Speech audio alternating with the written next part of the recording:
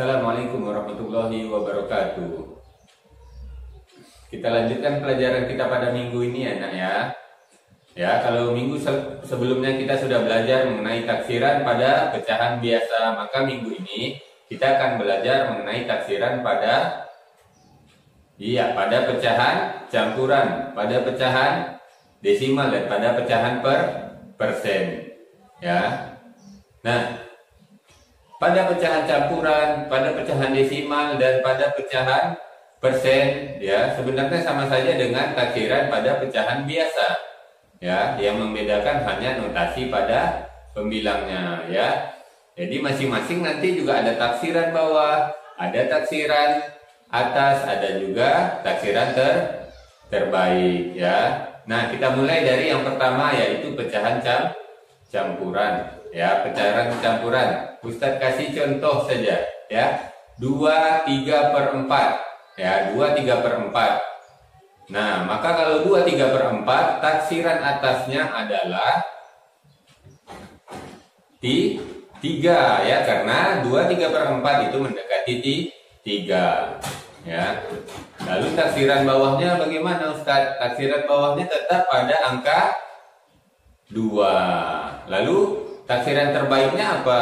Nah, taksiran terbaik dilihat dari pecahannya nanti, ya, persen berapa per berapa itu baru kita lihat taksiran terbaik. Tapi kalau dia teratas berarti dia menjadi 3. Kalau dia bawah tetap jadi 2. Dan kalau dia terbaik dilihat dari berapa per berapanya. Apakah nanti mendekati ke atas atau mendekati ke bawah. Ya, jadi sama seperti minggu lalu. Kalau dia 5 ke atas, ya, mendekati 5 ke atas, maka dia termasuk taksiran atas. Itu untuk yang terbaik, ya. Kalau dia di bawah 5 berarti dia taksiran bawah yang kita gunakan. Begitu cara menggunakan taksiran, ya, begitu cara menggunakan taksiran campuran.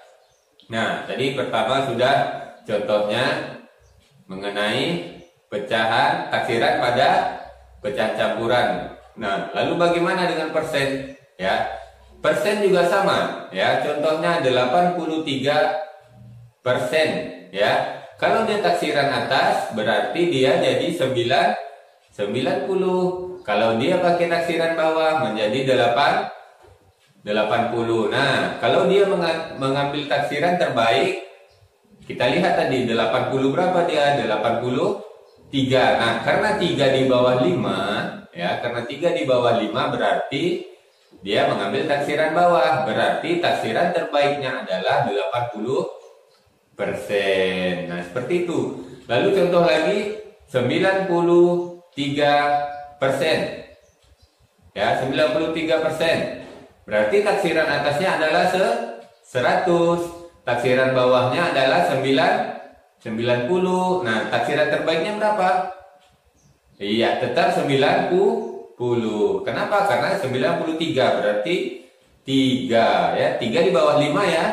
Dia 3 di bawah 5 berarti dia ambil taksiran bawah untuk taksiran terbaiknya. Lalu satu lagi contohnya yaitu 87%. Ya, 87%. Nah, ini taksirannya yang mana?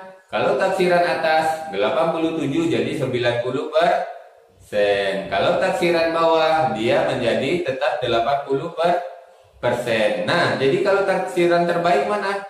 Karena dia 87, nah 7 kan angkanya di atas 5, berarti taksiran yang diambil untuk taksiran terbaik adalah taksiran atas, berarti dia menjadi 90%. Nah, seperti itu ya nak ya. Oke, itu yang kedua, ya. Yang pertama tadi kita sudah bahas mengenai campuran, ya, pecahan campuran, taksiran pada pecahan campuran. Yang kedua, ya, benar, kita sudah bahas juga mengenai taksiran pada persen. Nah, yang ketiga, ya, yang ketiga adalah pada pecahan desimal, ya, pada pecahan desimal. Nah, yang desimal gimana? Sama caranya. Ya, jadi semua pecahan itu sebenarnya sama caranya. Ya, untuk desimal kita lihat angka yang di belakang koma. Ya.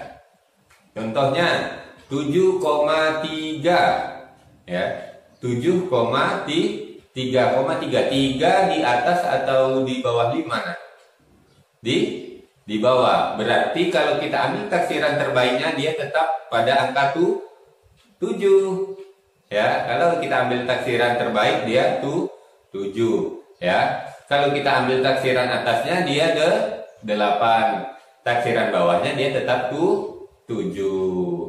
Seperti itu. Lalu ada contoh lagi 2,8. 2,8 taksiran atasnya berarti iya 3. Taksiran bawahnya berarti iya 2. Taksiran terbaik iya pintar. Nah, taksiran terbaik adalah 3 karena 8 sudah mendekati ke atas ya, di atas 5. Nah, pintar rupanya anak-anak Ustadz ya.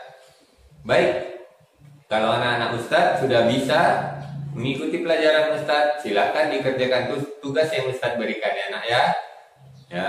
Nah, Ustadz cukupkan pembelajaran hari ini. Assalamualaikum warahmatullahi wabarakatuh.